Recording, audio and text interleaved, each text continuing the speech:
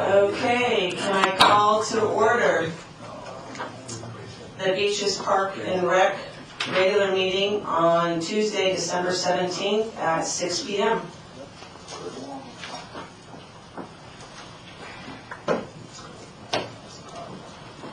Commissioner Garcia, can you please do the pledge? Yes. Everyone please stand. Ready? Begin. I pledge allegiance to the flag of the United States of America and to the republic for which it stands, one nation, under God, indivisible, with liberty and justice for all. And if I could please do roll call. Commissioner Garcia? Present. Commissioner Grace is absent. Commissioner Johnson? Present. Commissioner Hahn? Present. Commissioner Queskin? Here. Commissioner McCann is absent. And Chairperson Amelia Weinstein is present.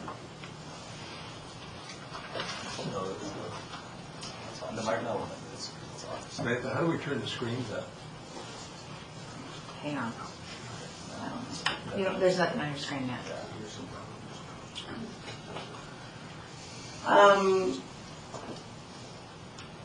Ms. Wiley, can we potentially table 6B to our next meeting in February? That way all our commissioners will be present. Yeah, if you could take make a motion and get a second and vote on that, please. I'll move. Also move. Second. All those in favor? Aye. Aye. 5-0.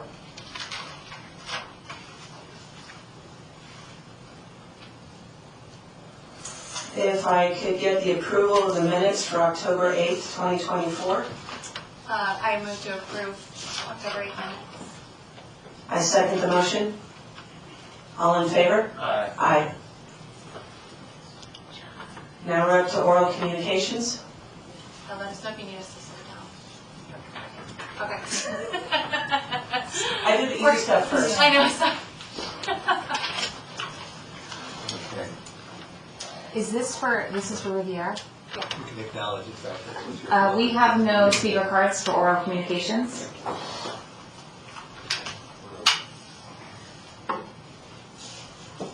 We're good. You're done. We're done with oral communication, good.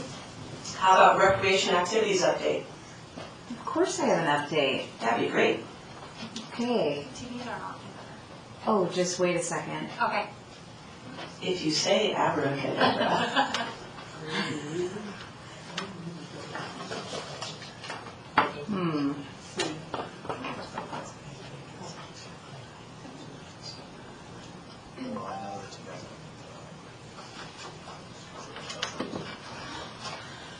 Okay, good evening, Commissioners. I'm Samantha Wiley. I'm the Beaches Parks and Recreation Director. This evening, I have a quick update on where we were in the last couple of months since we last met and what we're doing in the future. So, October 10th, we held our National Night Out event. This was we relocated the event over to the Vista Hermosa Sports Park in conjunction with the Carnival Colossal. And we were able to bring all kinds of resources in from OCFA and OCSD. We saw about 250 or 300 people attend that event. And then also mid-October, we held our annual Pumpkin Splash event at the San Clemente Aquatic Center, where we hosted 200 families, and they swam with the pumpkins, and they decorated them, and that was hosted by our Aquatics Center staff. Followed by a Red Ribbon Walk and Rally on October 21st. This was we totally redid the location on this. We moved it off of Del Mar to not impact the street, and we actually walked on our beach trail, which in staff's opinion is a really good representation of San Clemente at its best. So we walked from Linda Lane Park all the way down to the pier. San Clemente High School came out. You can see the cheerleaders were. They had a special cheer. The dance team was there, and all of our schools locally were represented, including our dinosaur friend. And then Fisherman's Restaurant was kind enough to provide free ice cream cones to all of the kids wearing red that day. And we saw about 700 kids join us in that event, and parents as well, and faculty and teachers. Then we held our annual Monster Dash 5K. We held, we had 300 people. We had a modified route this year, and because of the trail closure, really good event. I know folks really turned out, really fun costumes, and this is a fun event. If you've never been down to it, we will do it again next year. And then we started November with the Dia de los Muertos event. This is a free event held at Maxford Plaza Park. We had 300 people come to this activity. There was a brand new art competition that was hosted by the Arts and Culture Committee, and the San Clemente Art Association sponsored some cash prizes for that. We also had live entertainment. We had a traditional altar display. There was lots of cultural vendors and food and beverage as well. And then at the end of October, we gave the pool to the dogs at the Doggy Dive at the Ole Hanson Beach Club on November 23rd with 100 dogs. That's and folks, people as well. That's the max that we can handle at Ole Hanson. You can see the dogs had a really good time, and there was lots of fur left over in the pool. And then we closed for a week to maintain the pool as we do every year.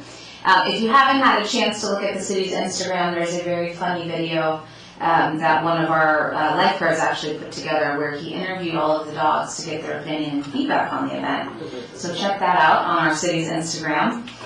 And then we just recently kicked off the holiday season with the Santa's Village by the Sea in collaboration with the Downtown Business Association putting on the Glints. We also had our annual, I think it's our 5th annual gingerbread contest. This event saw upwards of 10,000 people. It was one of our busiest Glitz and Santa's Village events to date. The Snow Hill was there with 4 lanes. That was proudly sponsored by the Friends of San Clemente Parks and Recreation Foundation. And we also hosted a new event at the community center called the Hops and Holly Lounge, which also benefited the Friends Foundation. Artifacts, the local brewery, was serving beer and contributed about 15% of their proceeds to the foundation. And then we also had a local taco vendor serving food out there. That was at the shuffleboard court. So that was a new addition to the event. We had over close to 40 participants in our gingerbread contest, and the gingerbread houses are still on display at the art gallery at the community center. If you haven't had a chance to look at that, there are some really incredibly talented people in San Clemente, and this was a really neat way to showcase all of our residents' talent.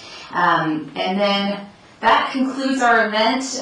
Coming up soon, you will see the San Clemente Day Youth Fishing Derby at the end of February, and we'll also have free swim at one of our pools as well. That's it. Any questions? Okay. How about any old business? No old business. Before we move on to 6A, Director Wiley, can you make a notation that Commissioner Queskin had to leave the meeting? Yes. Okay.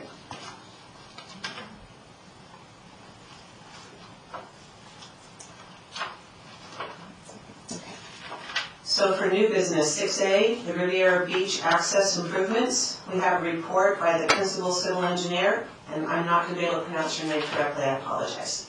Amir? Ilkanipour. Thank you. My pleasure. Give me 1 second, Amir. Let me get your presentation up. I'm new to this job.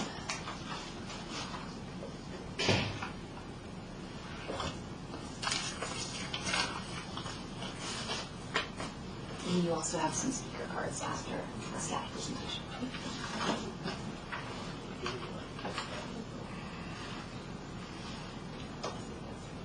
Let me turn you on, Amir.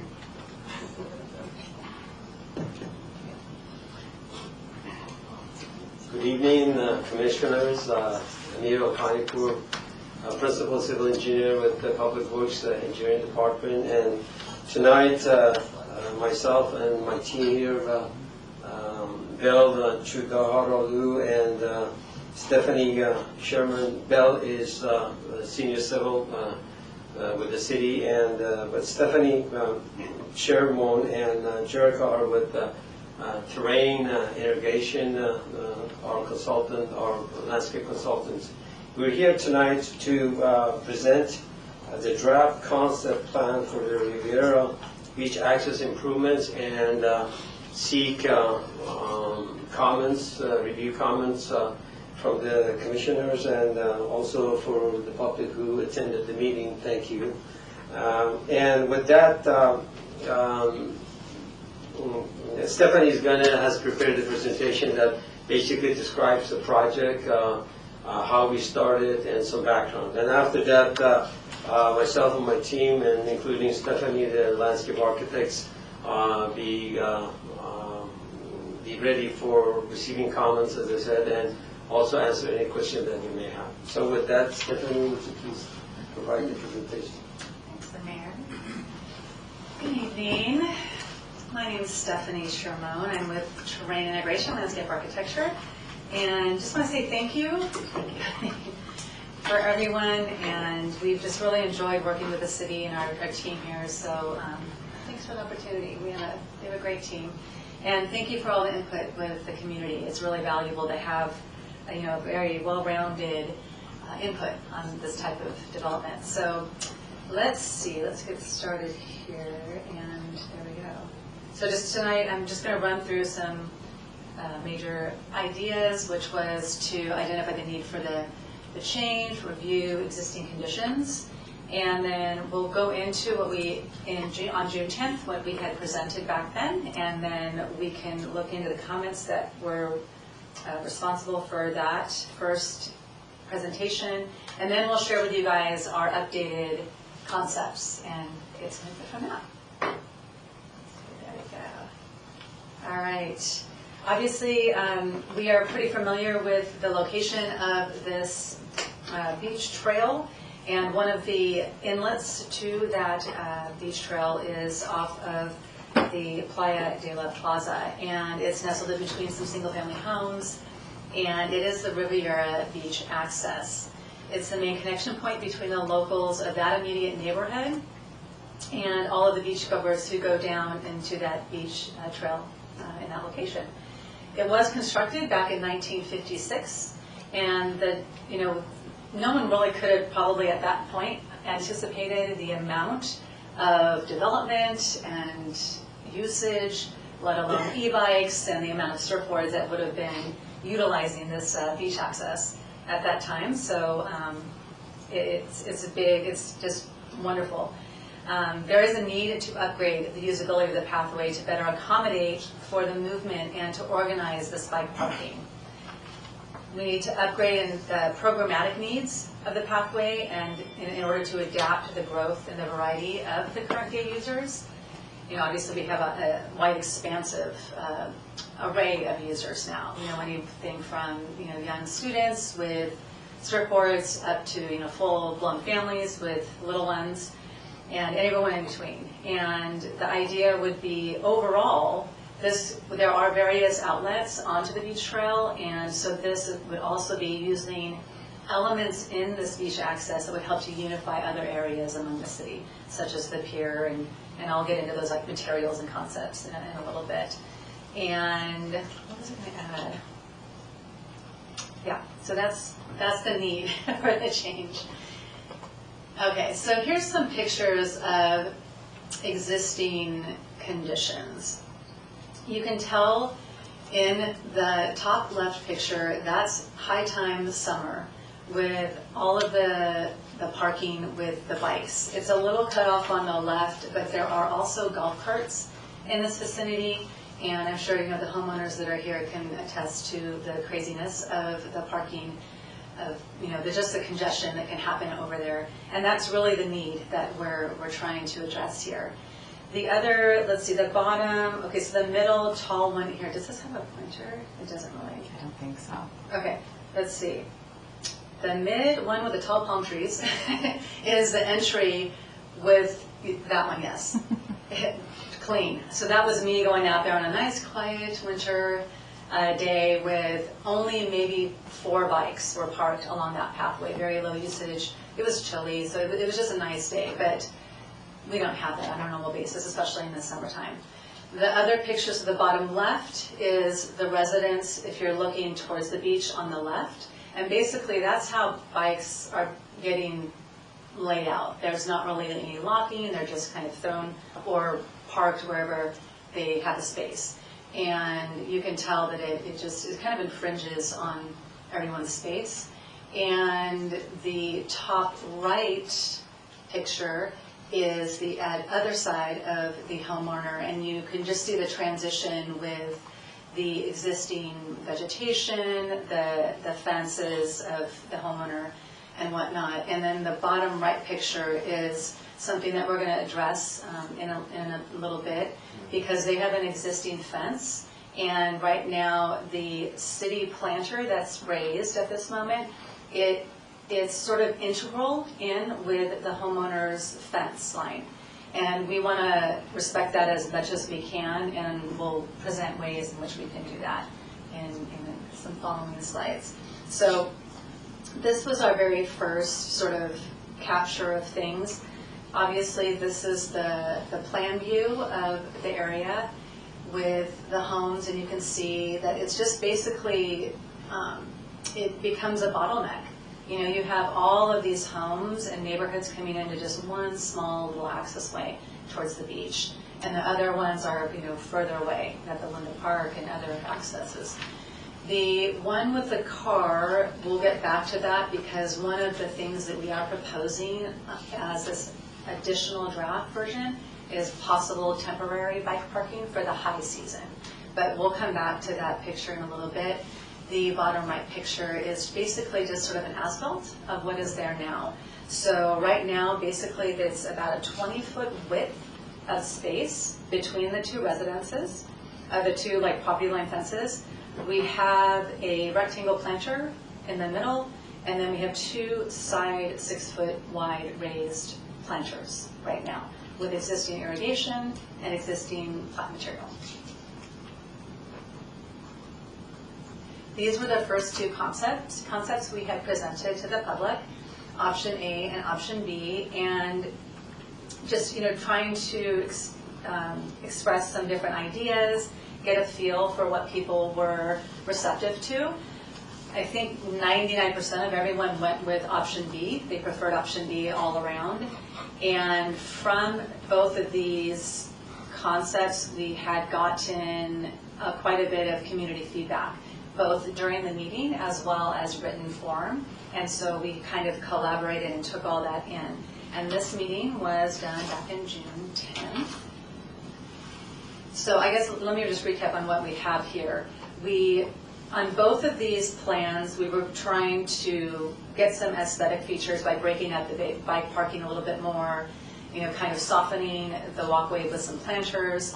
And then our intention at the beginning of the pathway would be to either use bollards or some type of planter to sort of calm a little bit of that traffic coming in. And that was the intention then. But we have shifted gears a little bit, so I'll share that with you too. And then on pretty much every single concept we presented, we're trying to maintain like some equipment. So we've got a pretty major backflow that's existing in the planter there, sort of you can see on the bottom right part of the plan view. So we're trying to maintain the integrity of that backflow, just out of cost and whatnot to, you know, there's no need to relocate that. We can just keep the planter there. These were some of the concept materials that we were proposing. The bollards were actually not well received, so we pulled those. But we were trying to pull something, you know, sort of simple. We were looking at raised planters and utilizing similar materials. So the one that has the decorative tile, that's actually kind of like a raised planter. Maybe pulling in some type of decorative tile that would have a uniform design element that could tie in with maybe the pier area. There's a lot of stairway pieces around the pier that have a lot of that decorative tile inlaid in the risers. So we could pull that element possibly through here. And then, of course, our seacoast planting, and then pavers. And we were using an ornamental bike rack in the beginning because we were also trying to unify it with the new bike parking that's happening at the pier. We have since shifted gears on that as well. The pavers, however, we are kind of staying consistent with. This picture is a picture of pavers that are representative of what we're proposing.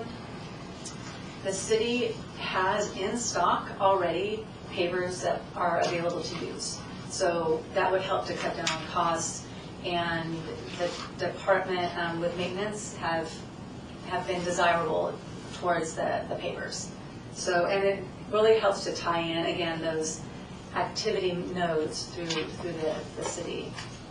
So some of the comments that we had, I'll just run through these, I'll just read through them pretty quickly. The bollards, the comment was to allow for strollers instead of bollards have bigger circular planter. Bike rack style, change the Shark bike rack to something more simple. The side planters along the residence, if removed, they will take away the noise buffer that currently exists. It will reduce planter, or a reduced planter will allow for possible graffiti and or vandalization. And the existing planters are good buffers to the adjacent residences. The large round planter on option B, the comment was the large planter at the entrance may bottleneck the entrance. Pavers, use concrete instead of pavers, both for maintenance and for smoother texture, was a community comment. The space for the bikes. Let's see, the first design, which was option A, let me just go back here real quick to show you guys. That was the option A on the left. The first design doesn't account for room needed for maneuvering the bikes into parking spaces while still allowing people with strollers or beach equipment to walk by. And the bike parking needs to accommodate for surfboards and or the larger bikes. We definitely dug into that a little bit more and recognized that one of the best selling e-bikes here in San Clemente are the Merc bikes, and they're very large scale. So we did pull some of our diagrammatic dimensioning for the bikes from the Merc bike specs, sort of to help with scale on this new draft. Trash cans, we need to keep the trash cans at the entrance. Right now there's 2 existing trash cans, and we are intending to maintain those. The tile accents were well received.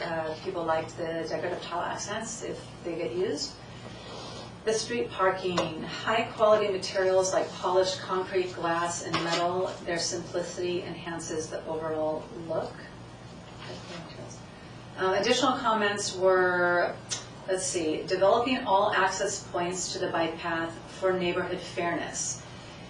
To comment on that one, this was written in by the community on a letter, and that is the goal over time, is as each one of these neighborhood access points are developed, that they would continue to form a uniformity with the design elements, bike racks, planting, all that kind of thing. So that is the intention.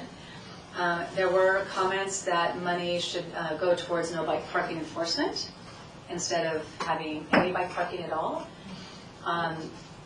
Unfortunately, that really isn't super realistic, only because the money is already allotted, and it's allotted specifically for this type of development. And even if there are no bike racks, people are still going to park there, and it's just going to cause more bureaucracy for the whole situation. These access ways are also not, they are not bike restrictive. There is no ordinance or rules out there to define that no bikes are allowed. So there was some complexities with that comment. Let's see, overall space promotes loitering, noise, and possible vandalism. It is a high-use space, but that is the purpose of us trying to develop this in a manner that we can get a little more organization to it. So we're trying to address this as best we can. And then kind of in line with the no bike parking, someone had mentioned, keep the walkway for pedestrians only. And I kind of commented on that. And then option B overall was the one that was preferred mostly. So those were the general comments off the first series. So from that, we had many meetings with the city, taking into context all of the comments that were written and commented on. We had Post-its that we had taken in. So trying to bring in traffic, maintenance, all of the departments that have a hand in this development, as well as the community comments, and this is kind of what we've come up with. So this is just a simple plan view at this moment, and I'll go into another slide that shows more detail. So what we've done is 2 parts. So what we're looking at, which was part of the scope in the beginning was the Riviera Beach access in itself, which is between the two homes. And as we were discussing, even if we do put bike racks in this one space only, there could still be overflow in the extremely high times because of the season.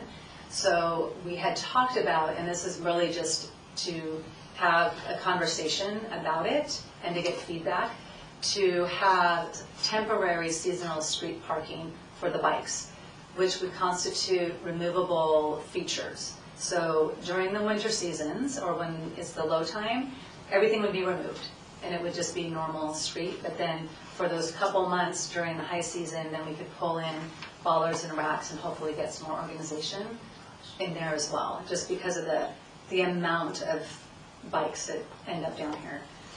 So this is just the overall site plan to get context. Excuse me.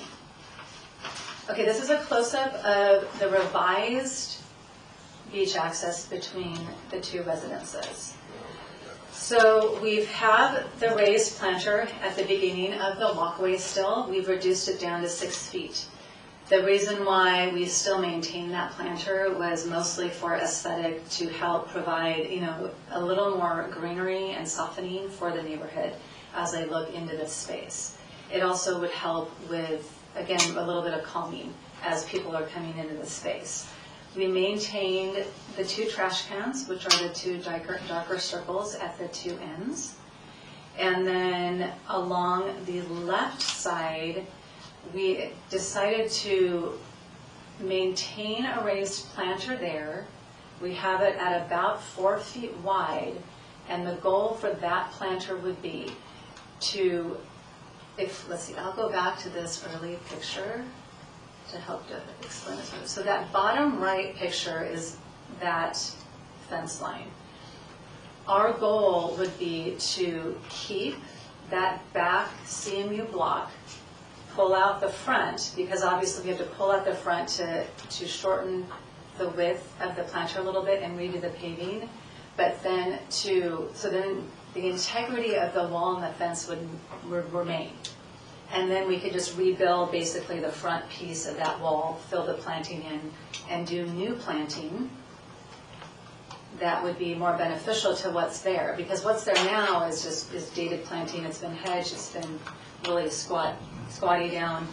And so the idea would be on the left planter along the left side, we could install nice new greenery, new shrubbery, and form a nice green screen wall and buffer for that whole length of the wood fence and still maintain the integrity.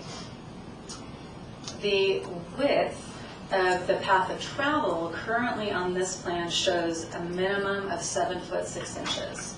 So that would allow for a little bit of maneuvering with the bikes, even if it gets congested. So we've kind of tried to show the bikes a little kind of wonky, just so you could see that there's still space between the planter and approximately where the back of those bikes would be.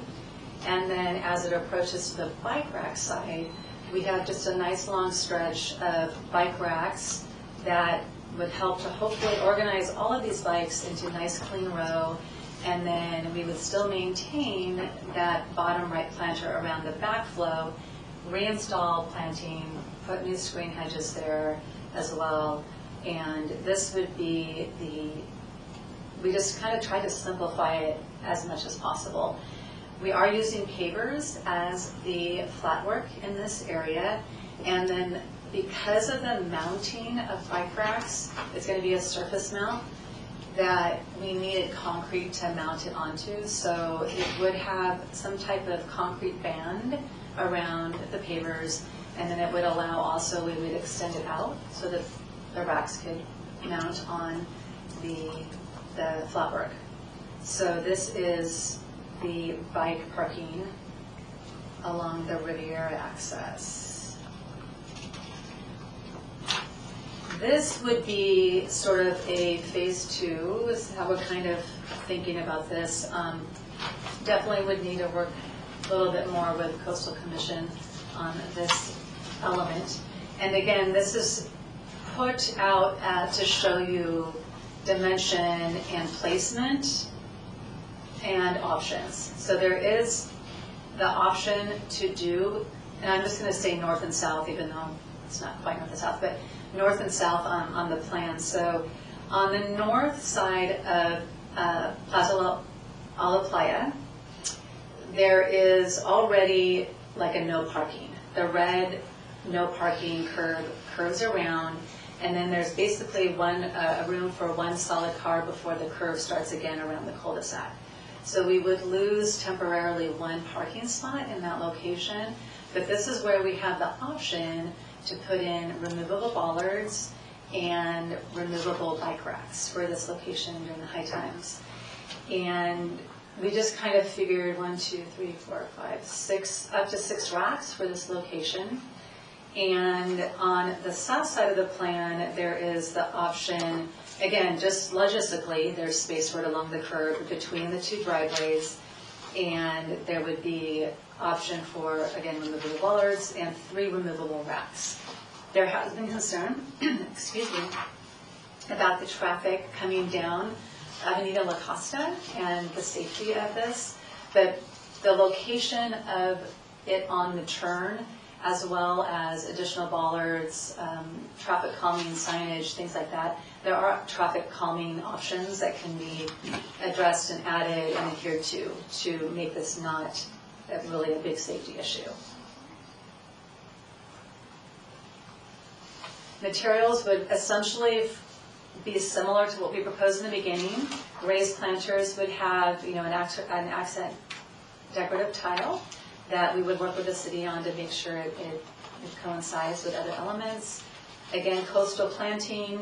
The bollard, this one is shown as removable, so the bottom silver sort of base is embedded into the street, and then that just comes in and out, the bollard in and out.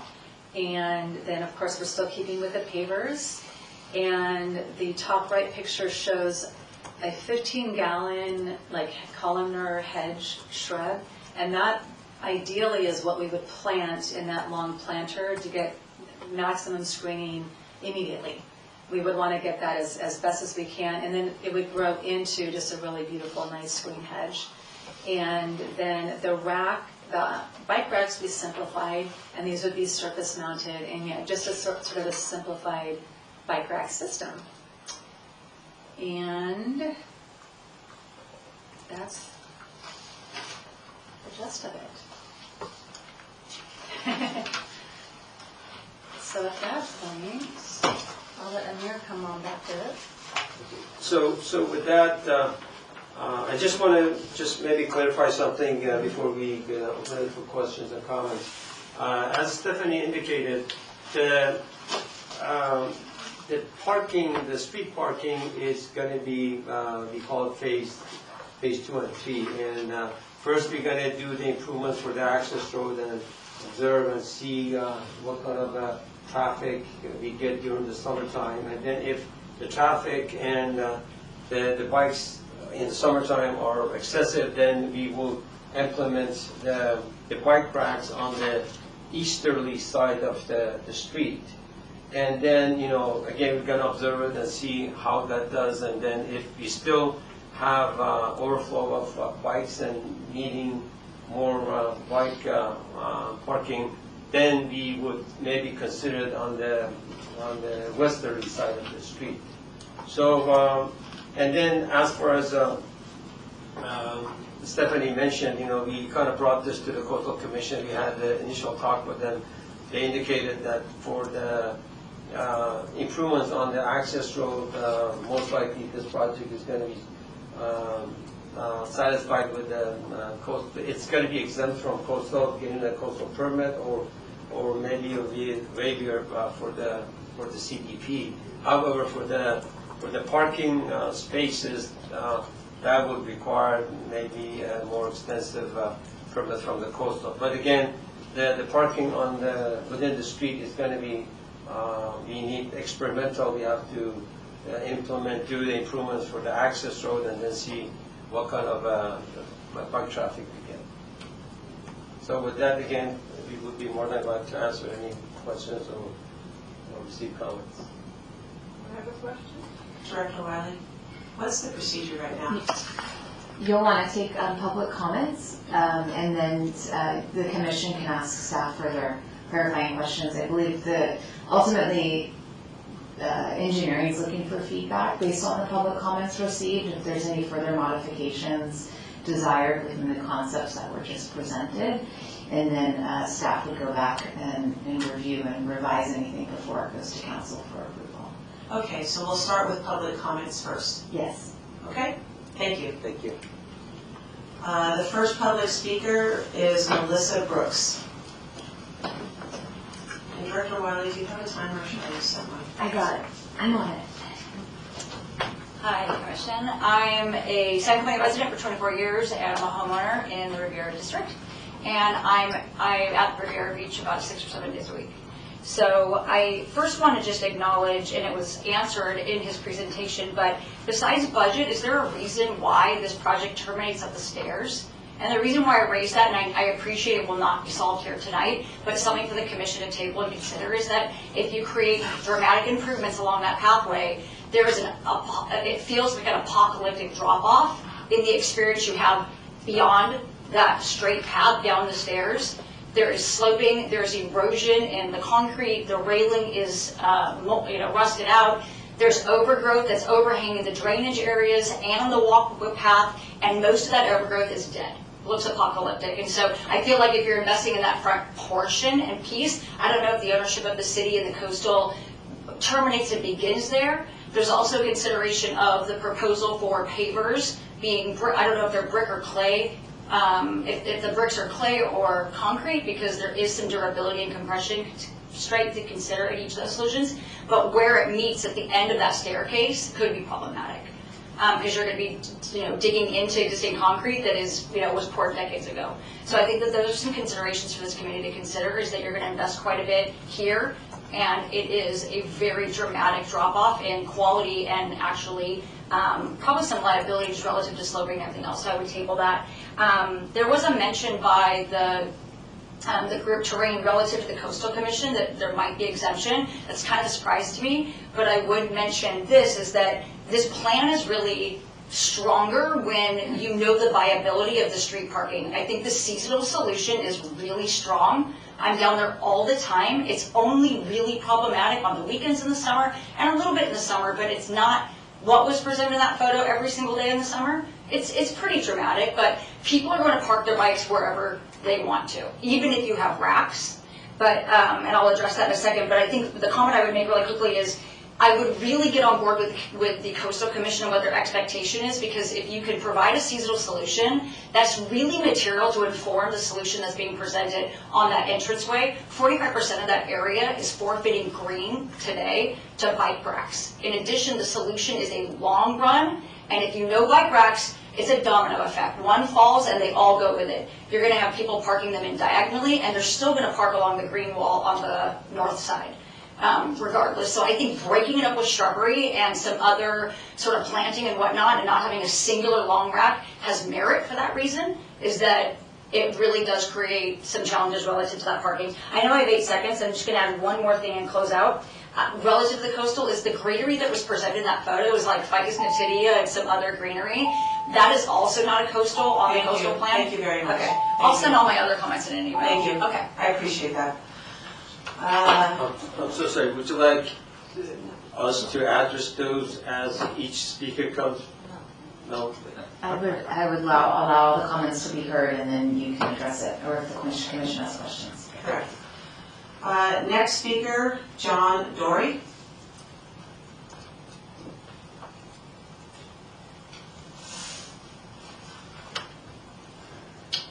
My name is John Dory. I'm a resident in town, and my house, which I can't see the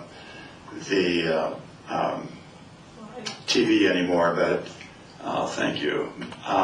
Mine is directly to the right of the walkway. Couple of things.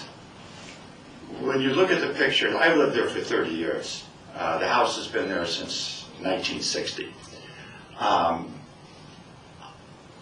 There is a handful of days, and maybe you can count them on one hand, where you're going to need bike racks there.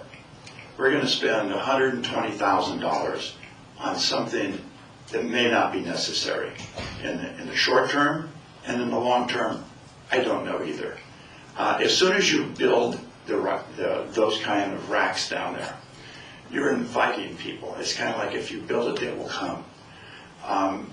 You got an entrance there that probably needs to be addressed too. If you go down underneath that tunnel and you walk out onto the sand in the wintertime and in the springtime, you can't do that. The city blocks it off. It's completely closed off. The only time that e-bikes are even in the equation is Labor Day, Memorial Day, 4th of July. Those are the 3 days. And you're going to spend all this time and energy, which you've already done with the design, on something that, quite frankly, is not practical, in my opinion. Also, a personal note is that you have built this and designed it to block off an access point that I have off the side of my house into the walkway. It's been there probably since the house was built. I've owned it for 30 years. I did not build it. It was sold to me that way. I don't think prescriptive easements is something that applies to a city, but if you weren't a city and that was there, I should have a right to walk out of my gate on the side and onto that pathway, because I've been doing it for 30 years and people have been doing it for almost 60 now.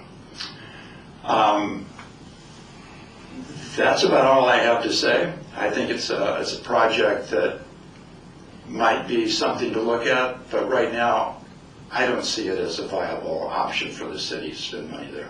Thank you. Thank you.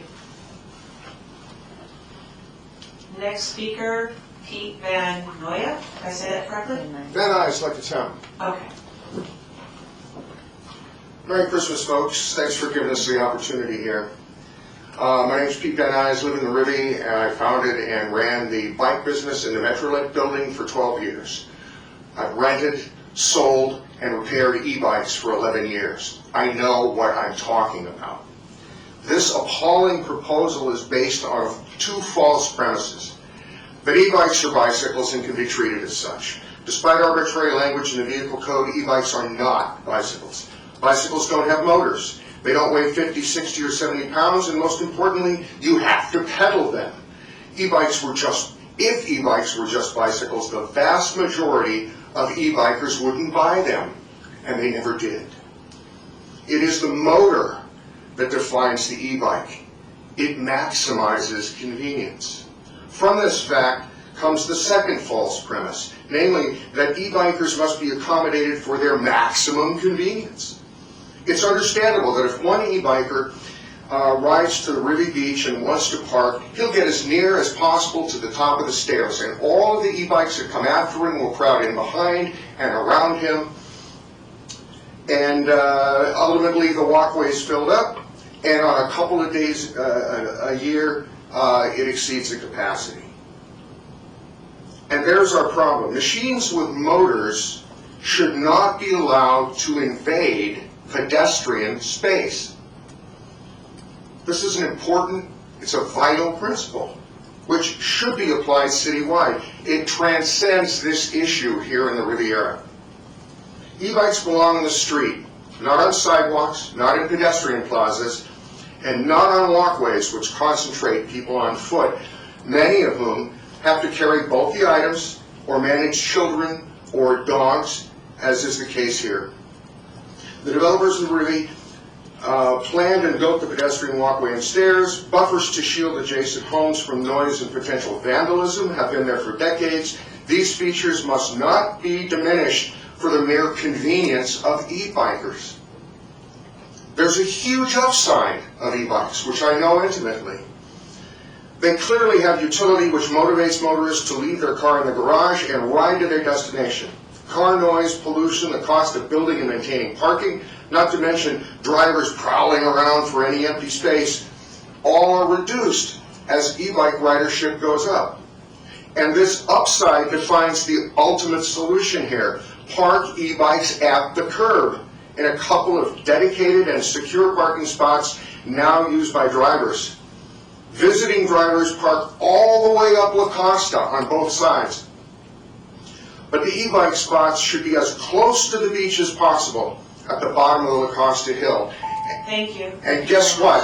Thank you. E-bikers can walk 100 feet. Thank you, Thank you. and thank you again, and thank you for your time. Next speaker, Wendy Morris.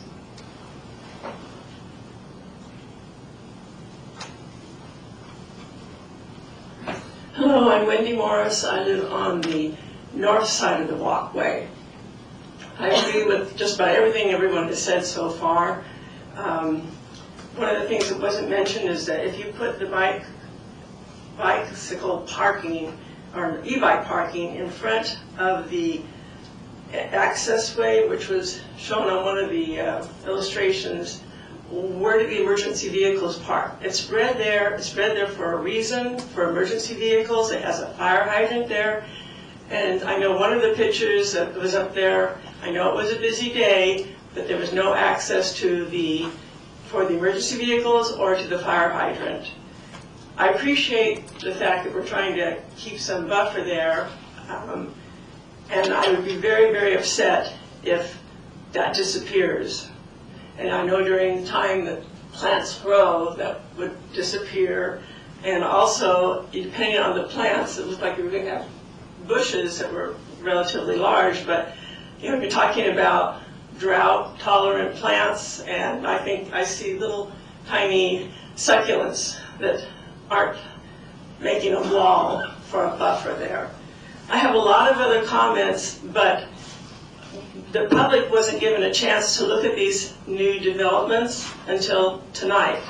And so I guess I will write everything else I have down, probably about 15 comments to you. I guess if you could give us an email address that specifically goes to the commission here, and otherwise I could spend an hour just commenting on all the items. Some are good, some are bad. I think I agree with John. I think it's a waste of a lot of money. I think the stairs need to be repaired before we worry about e-bikes, and also I don't believe the e-bikes should be parking in a pedestrian access way. It's a pedestrian access way. It's not an access way for e-bikes. The e-bikes can't go on the beach. They can't go on the beach trail, so they need to be parked on the street. And I agree with Pete that the best place that I can see for e-bikes, they probably have to walk 200 feet, would be on La Costa. Take away one parking place on La Costa, on the south side of La Costa where there are no homes, and you could put an area there for e-bikes to park. It wouldn't be in front of anybody's house. It'll only probably take away 1 to 2 parking places. So if you don't mind giving us an email address that we can write to with all of our comments, because like I say, I was unable to view the new plans, and I haven't had enough time to really study them to give all my comments. Thank you. We appreciate it, and we'll get the email out when we can. And the next speaker, Bill Morris. Thank you. I'm Wendy's husband, so I live on the south side of the walkway. And I'm opposed to having any change done to the walkway. It is very intense in the summertime with just the public accessing the beach there. And I know that the bicycles and e-bikes have created an additional problem for the people getting to the beach, but I don't think the bicycles and e-bikes should be parking in that walkway. That's for public use, and because of the intense use by the public, I'm opposed to reducing any of the buffer down from what it is right now. It seems to be working well for us, although I'm the one who has a wooden fence along the walkway, and people do like to pull the boards off now and then so that they can have a beach fire. That's all part of the vandalism issue of this thing. So reducing down any of the buffer would create even more vandalism for me and for everybody else. So, and one thing I would like to mention too is when you look at the number of e-bikes that could be parked there on the designs, take into consideration that many of those e-bikes have surfboard racks on the side of them, and so they take up basically the space that 2 bikes would take up because of the rack. So I think it is definitely more appropriate that these e-bikes should be parked out on the street. So with that, thank you for your time. Thank you very much. And the next speaker, Lynn Van Nuys.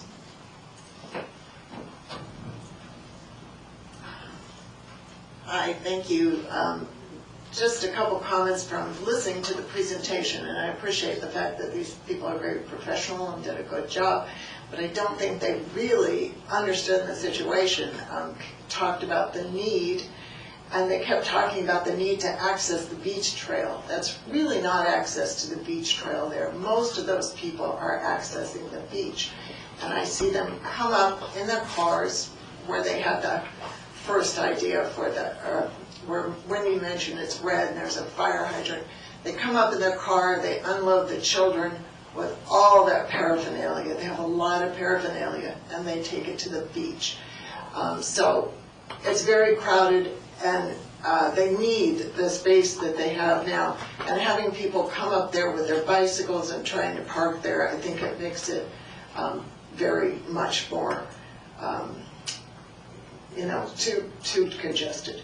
The other thing I kept hearing is the money is already allotted, and that kind of surprised me because I don't know too many people in Riviera that wanted this kind of project. I think people want the bikes out of the way, but not just more nicely parked.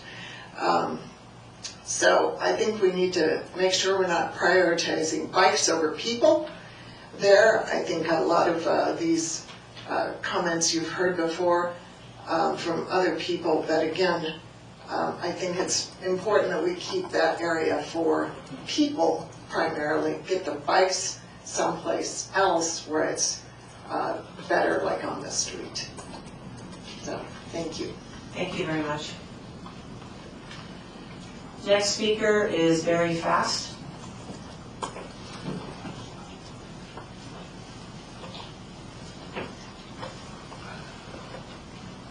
Good evening, Barry Fast. I'm a Ruby resident as well, 408 Avenida La Costa up on top.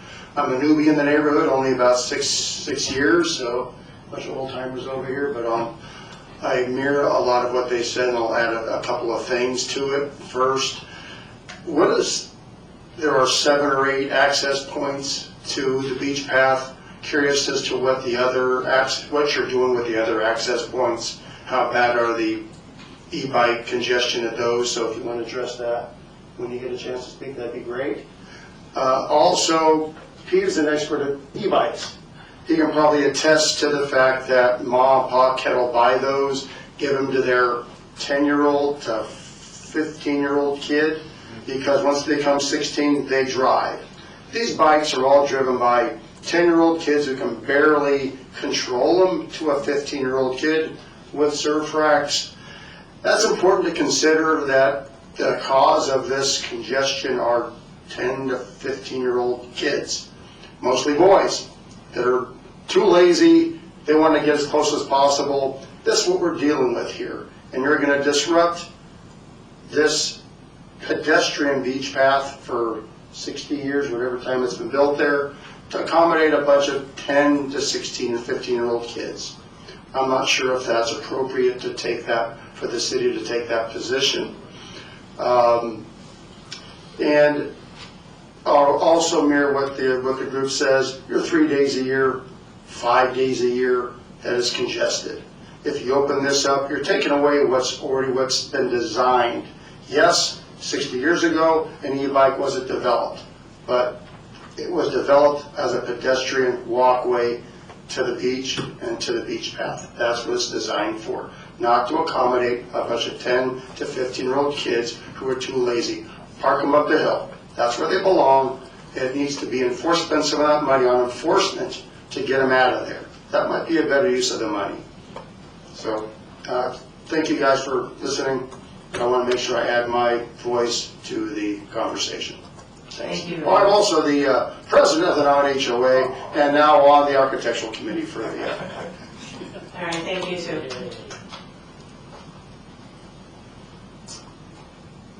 Are there any other public comments, Director Wiley? No. At this time, how do we proceed? Do we have the engineer address the comments, or we ask questions? Yeah, I would leave that up to the mayor if he wants to address any of the questions that came up, or at this time, the commissioners may also ask questions of staff or the consultant.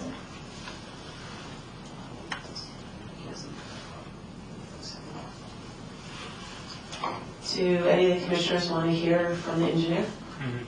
You do? Yeah. Yes, sir. I'm curious how you determined the bike capacity for this project. Well, I think maybe Stephanie can answer that. I don't think we really had any formulas or anything. We just basically looked at the area, the available area, and how many bike racks we could put in there. But I believe at one time, did we have a count on how many bikes were parked at one time? We've had a lot of different, we had a lot of different versions, and it's tough to determine bike counts, and there's no formula. We were just sort of like laying it out on the plan, seeing what could work. Oops, excuse me. But if you went off of the racks, like it's a 4 bike rack or a 7 bike rack, I think we had gotten up to close to 30 on one version, but it was excessive. Yeah. So, but yeah, no major formula. So it seems like the overcrowding issue is a seasonal thing, and would it be reasonable to have just seasonal bike racks? Before answering that question, I just want to make sure that the street parking is, as I indicated before, is going to come after installing the bike racks within the access way, and then we're going to monitor the situation, see if any additional bike racks are needed. Then it's at that point when we're going to go to the street, and then again the street we're going to start with the easterly side, and then maybe considering the westerly side. But going back to the bike racks, I'm sorry, could you repeat your question? What it comes down to, I'm just wondering if this is overkill to have all of these bike racks 365 days a year when it really seems to be a seasonal issue. Right. And I understand the money's already been appropriated, but I'm also very sympathetic to the concerns that the residents in the neighborhood are raising. Well, again, as far as seasonal issues, from the photos, some of the photos that we have, it seemed like during the summertime, for sure, it seemed like there were many bikes there, excessive bikes. But again, I do hear that some of the residents are indicating that again those times that it's really crowded, like the one that we have it in the presentation, that's very very rare. So one of the things that we can do, we can monitor it more. We can monitor the situation more and see, like for example, the summer is coming up. We maybe wait for the project.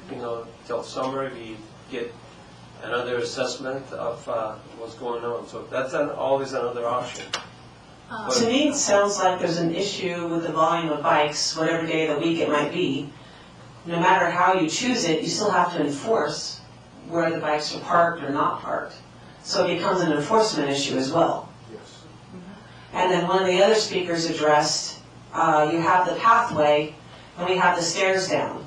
Was there a reason we didn't try to renovate the stairs and the railing? Why did we stop above ground? If that's the right way to say it. Yeah, good question. Actually, again, the lady mentioned it herself, I think, at the beginning. It's a budgeting issue. So we only budgeted for this portion of the access, and the stairs are going to be another work, another project that we're going to budget. So, and we just completed, this year we did a 2-year cycle budget.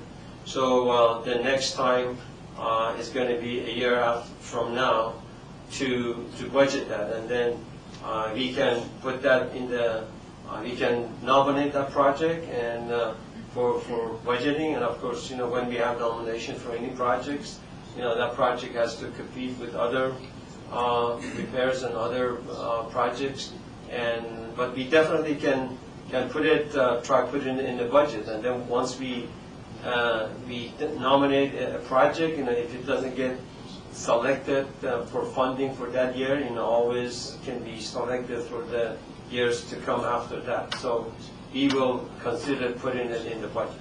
So I have a couple questions too. This is a, I don't think my mic's on. There we go.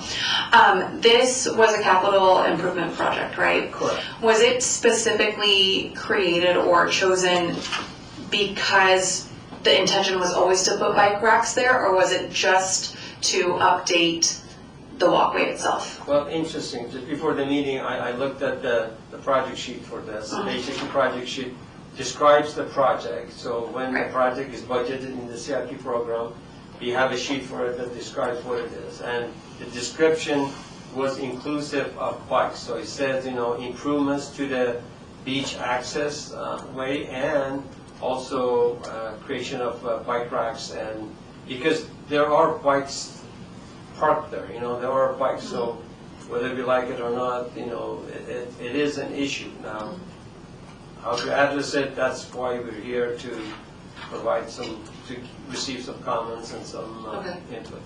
Yeah, that I was curious about that. And then that CIP project, was that back during the master plan, or when did that first come about?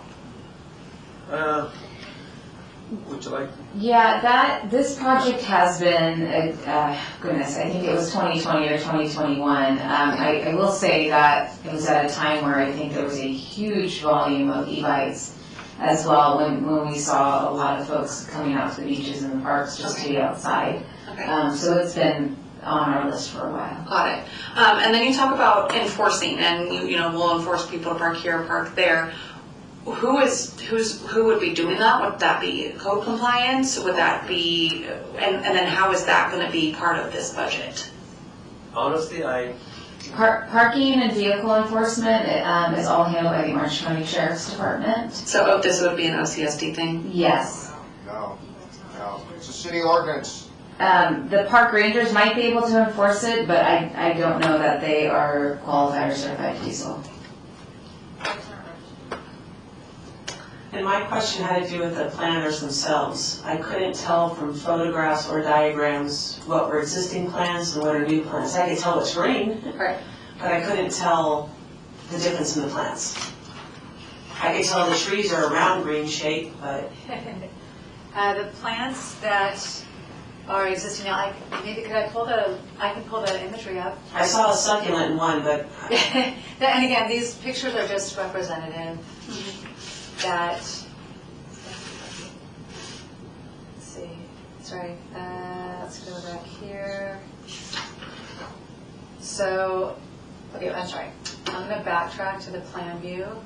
So basically, the entirety of the plants would be removed and replaced. Right. And so the new plants that would be, they would be drought tolerant, they would be beach responsive plants. And so along the wall system, wall and fences, They would be columnar hedges, whatever plant material that ends up being. And then in the front of the planters, they would be, low growing, so we'd have some layering. And then the circular planter in the front, again, we're not sure if that's going to be a pygmy date palm with some understory. The plant material hasn't been completely identified at this point, other than for sure defining a hedge along the planters. So the one homeowner that has an issue with the wooden paneling, who has some growth now, it'll be replaced with growth? It will be replaced with growth, yeah. And at this point, there actually are large gaps in that planting at points, well, not at points. So you can see the bottom left and the top right both show existing hedge material that are there now, mostly like Rhapiolepis and probably some Prunus and things are just your average green leafy shrubs. So we would just recommend basically just rejuvenating it and installing new hedges. I suggest something with thorns. Because that's what's in there now, it has thorns. Nail plum. Oh, actually, Carissa works very, very well. Nail plum works well. It could be an option for the understory. Yeah, because we wouldn't get the height for you guys in that. Right now, it's pretty high. But we could get taller to help you guys out. Yeah. That would be the goal. Would be to have something maybe a little bit taller that could be hedged by maintenance and then really have half as much space. Yeah, too. and a smaller one. It's really nice now that it's a nice wide bush. Director Wiley, what direction are we going? So it sounds like, from what I'm hearing from both the residents and a little bit of the background, I do want to reiterate that this project is before the commission and it's in front of the residents tonight because council identified it as a priority several years ago. So the efforts of staff and the consultant are really just taking direction from that capital improvement project. Ultimately, whatever's discussed here tonight can go to the city council. The commission could say, based on feedback, this is completely hypothetical, that maybe this project isn't a right fit for this area and e-bikes need to be looked at in another area. That comment came up. It does sound like the members of the public here are really want to focus on this access as being pedestrian access. And e-bikes maybe don't fit in this space, or bicycles in general. I think it's clear though, enforcement will become a challenge. On a busy summer day, there can't be a guarantee that a park ranger can get to this area and patrol routinely. And I think the original intent of this project was to alleviate the cluster that you're seeing here. I can imagine that none of the neighbors in this cul-de-sac want to drive into a street to see this many e-bikes clustered in front of the sidewalk and making it challenging to access the space. So that was the original intent. The other comment that had come up is let's look at taking away parking farther up the street. And Amir has mentioned it. This all needs to be reviewed by the Coastal Commission, and Coastal Commission is typically not keen on removing parking. But that said, it's an interesting conversation to have with Coastal, as while we're removing vehicle parking, we're still enhancing access. People are accessing the beach with e-bikes. We know that, we see that. So the commission you could give that feedback as well, that maybe not so many bike racks in this area, can we look at parking somewhere else? But really this is just, you guys can provide comment based on what you've heard this evening. So I'm not sure what the fellow commissioners think, but do we want to make some type of motion to slow down this project till residents have more of a feedback? Yeah, especially if this is the first time that you guys are seeing this third design. And I know one of the people that spoke talked about the parents that drop off with all the stuff and can I fit through? That's me. I have a 1 and a 3-year-old, so I'm being dropped off and I've got a lot of things that I'm carrying. And like specifically when you go to Ribby, yes, maneuvering around the bikes is frustrating and my kids are going to push them over. Would I like to see some bike racks? Yes, some, but not an entire row of bike racks, and that's just me as a citizen with kids walking through carrying stuff. And I also, like, my biggest concern too is enforcing. Yes, you have this nice long row of bike racks, but again, I think one of the people said, if you build it, they will come. But I'm just picturing too, even more bikes lined up on the other side, right? If I'm going down there, I'm a 15-year-old boy, I'm going down there with a group of friends, well, I got the last spot, but my 4 friends are here, where are they gonna park? So I feel like there needs to be more public input on this, my personal opinion. I don't know if my fellow commissioners think that. And again, too, I know that it's coming later, but maybe if we could take a look at improving the actual access to the beach, not just this walkway, somehow incorporating that, because if we're pouring concrete and pavers, but then we're just gonna have to redo the concrete that's going down the steps right now, why are we spending money to do something nice like this? And we should work our way inward, work our way inland first. I'm just thinking like equipment-wise and whatnot. Can I make a comment or am I out of? Actually, you can't make it from there right now, I'm sorry. Yeah, so I've actually been a 10-year, a neighbor of Riviera Beach for 10 years. I live at the end of the loop. So your concerns, just like all other residents, are extremely important to me. And I actually agree with you all that there really isn't so much need for change. And I would like to thank the architecture company. I think you guys did a good job and you listened to the comments. But I also think, like Mr. Dorsey's private access to be preserved is very important. Melissa's comments, all of your comments are very important. And I think the city could use the extra funding. There's a lot of great projects that are going on, like pickleball courts, the pump track. So I would actually like to make the motion to recommend to the city council that this project is not needed anymore, based on all the reasons and the comments. And I would like to make that motion. I'll second that. All those in favor? Aye. Aye. Aye.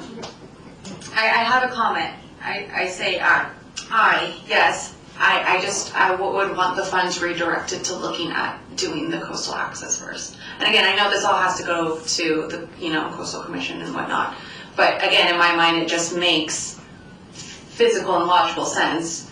Start at the tunnel and work your way out. Because why would you bring in, a backhoe or a sledgehammer? I'm a boy mom, so I know all the stuff, and tear up concrete when you just spent a lot of money redesigning this whole walk. So your comments are valid, but you did say aye. I did say aye. Okay, so four yeses.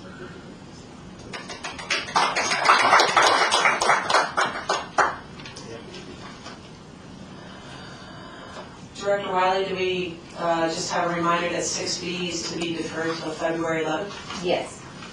All right, moving on to 7A. I just have a couple of updates on my end. Council's taken some recent action since we previously met. One of those actions was the approval of a contract and the construction of a pump track at Richards T. Steed Memorial Park. I'm sorry, can we take the communication outside? So this is a very exciting project. Normally, a project like this would come in front of the commission, but there was some sensitivity surrounding the acceptance of a large donation from Shimano.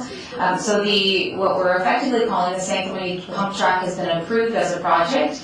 It is in compliance with the Steed Park Master Plan. The pump track is located at the end of La Plata, currently where the large dog park is. The funding came from Shimano as well as the Friends of the San Clemente Parks and Recreation Foundation and also the Orange County Mountain Bike Association, and additional funding was matched by the city through the Parks Acquisition Fund. This is a really unique project. It's one of a kind, never been had before in Orange County. It's the first of its kind, the facility of its kind in this area. So this is something that will put San Clemente on the map for the mountain bike and biking community in general. We expect to start construction early to mid-February on this project, and construction should conclude before the start of summer as well. So again, a really exciting piece for Parks Development and our community as well. The other piece I wanted to update the commission on is the most recent change to the pickleball facilities. Council took action a week ago, today, to close the courts at San Gregorio Park. So pickleball is no longer permitted at San Gregorio Park. All 4 courts have been closed. Council took action to make that effective immediately, so that following Wednesday, the courts were closed. At this time, all of our pickleball community and members are encouraged to go play at Steed Park. There are still 8 courts there. They are open daily, dawn to dusk. And the council has asked that in the future staff consider or come back with further consideration of the establishment of 4 courts somewhere else within San Gregorio Park, but away from the residential side and more adjacent to the freeway, which is the intention of the park's design. So with that, I will note that we've got amended hours for our pools. All of our facilities go into holiday hours, and the city is effectively closed for furlough starting December 25th. There's a press release that's been circulated online. All of our pool operations are shifted to the Oleanson Beach Club, and the hours are adjusted as well. And that concludes my report. Thank you. Thank you very much. I have a quick question. We have a quorum, right, so that we were able to vote? Yes. Okay, just making sure. 4 out of 7. 4 out of 7, okay, got it. I'm like doing that in my head, I'm like, that. oh my gosh, okay. 4 out of 7. Just making sure. All right, moving on to item 8A, the subcommittee reports, starting with aquatics partnerships. Yes, okay, so Commissioner McCain and I met with Director Wiley and then Supervisor Carrie Brill to discuss the current policy, what are the pain points with the city, what kind of are the objectives of looking at it, changing it. We're still reviewing the current policy to see where changes can be made and kind of like rectify these pain points that we talked about. We're also looking at policies from other cities who have partnerships like this in place and seeing kind of what we like and how it could be incorporated. And then we are waiting to have meetings with the current partners, the current stakeholders that we have, and kind of see what their priorities are and what their struggles are before we kind of finalize something. So that is the update. Good, thank you. Sub number 2, Special Events Committee. No update. That's excellent. But Hops and Holly was fantastic. Good. Bring it back. That's good to hear. And the last one, funding and sponsorships. Commissioner Johnson and I are exploring an exciting, friendly, and competitive sporting event aimed at raising money for the city while fostering a cohesive community. And we're going to be looking at competitors consisting of local heroes like firemen, police officers, Marines, teachers, etc. And our goal is to partner with the Friends of the San Clemente Foundation, local businesses and organizations, and anyone we can to maximize our impact. Excellent. Can you elaborate more on that? Is it an event? Is it you said competition, what kind of competition? Is it a mini Ironman? It could be something like that. Okay, it's just the big idea. Yeah. Not fleshed out, got it. And since you're on the events subcommittee, we would also potentially like to collaborate and reach out to you for any advice. That's what I do for work. Great, thank you. I know jumping off the pier, Pier Pride actually is something that's really successful. Right, well, and if you incorporated that into like a run, swim, run, if you wanted to do it with the Marines, if you wanted to do it with teacher safety, lifeguards. Yeah. It's a great idea. Where would those funds, what's the goal of those funds? Well, I guess you would find out last time. Raise them first. You want to have a goal. Okay. I don't mean to be going fast, but item 8B, Pure Pride Foundation. And since Grace isn't here tonight, I guess we'll table that. Item 8B2, proposed agenda items. We have the one deferred from Commissioner Queskin. Are there any other proposed agenda items? I believe not. Would anyone like to make a motion? I would love to make a motion to adjourn the regular meeting of the Beach Parks and Recreation Commission. Today, it's not February 11th, on Tuesday, December 17th, 2025, and until our next regular scheduled meeting on February 11th, 2025. I second the motion. Aye. Aye. Merry Christmas and Happy Hanukkah to all. Thank you. Great job, Samantha. Thanks, you guys.